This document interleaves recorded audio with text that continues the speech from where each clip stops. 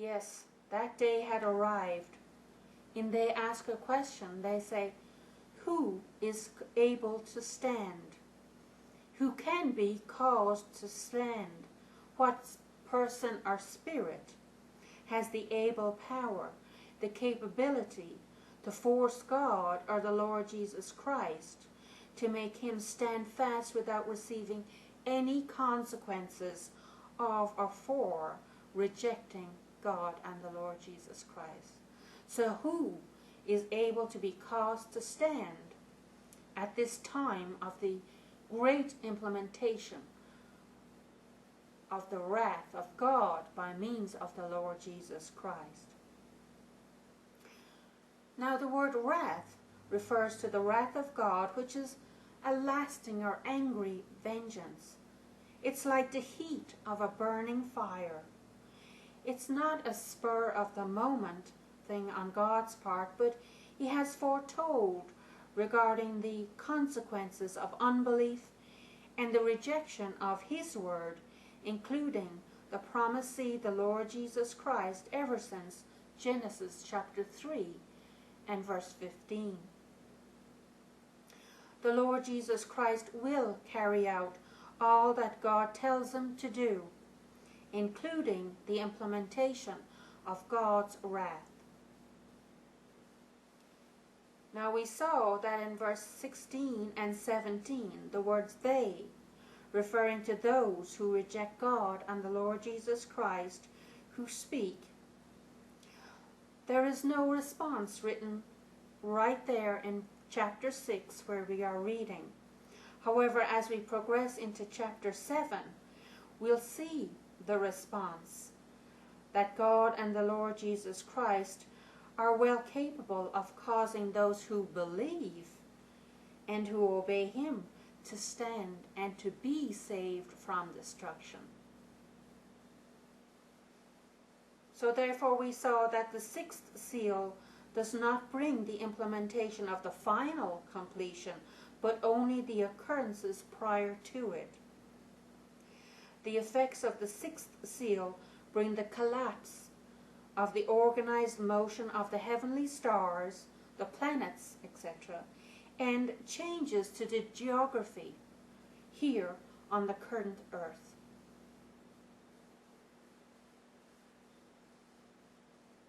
Let's continue in Revelation chapter 7, because in addition to the occurrences recorded in Revelation chapter 6, following the opening of the sixth seal with its continuing effects on the earth, and the question that was posed in verse 17 of chapter 6, who is able to be caused to stand? John continues with the answer that he receives as to whom God and the Lord Jesus Christ will cause to stand during the time of the opening of the seventh seal. Now the seventh seal will not actually be opened until Revelation chapter 8 and verse 1. But let's read part of chapter 7 to see who will be caused to stand during this time. John writes, after this, or after seeing the effects of the sixth seal, as recorded in Revelation 6:12-17, I saw, or I perceived, 4 angels, having stood and still standing on the 4 corners of the earth. They were standing north, south, east, and west. They were strongly holding or exerting their forceful strength, holding the 4 winds of the earth, all the winds that originate from the 4 directions of the earth, for the purpose and result that the wind would not presently and actively blow or have that forceful streams of air which would affect anything it came in contact with. So we saw that there are 4 angels having stood at the 4 corners, strongly holding the four winds of the earth, for the purpose and result that they would not blow on the earth, neither on the sea, nor on all the trees. In other words, it was very calm at this time.